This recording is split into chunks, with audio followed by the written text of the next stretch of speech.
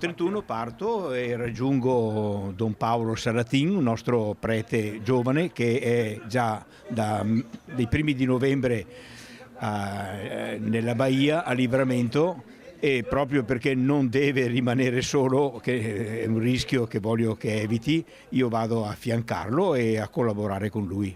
Ultimi impegni da vescovo per Monsignor Corrado Pizziolo, 75 anni compiuti il 23 dicembre scorso, pronto a partire per il Brasile, dove presterà servizio missionario nella diocesi di Livramento. Gli ultimi giorni che passa qui a Vittorio Veneto, che emozioni sta provando? Ma vengono alla mente tante esperienze, tanti incontri, tante persone con cui si sono avute relazioni belle, a volte magari meno belle, ma sempre costruttive.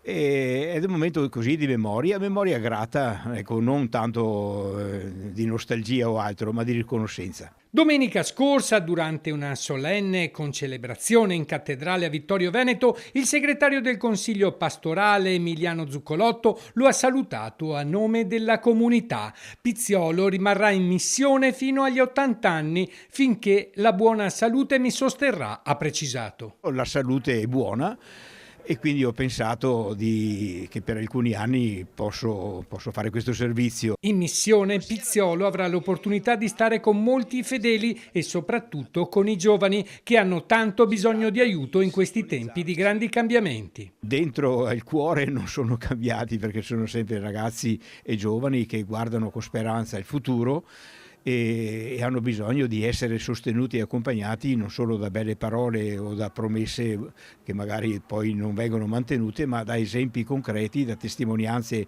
di adulti che mostrano loro ciò che vale nella vita.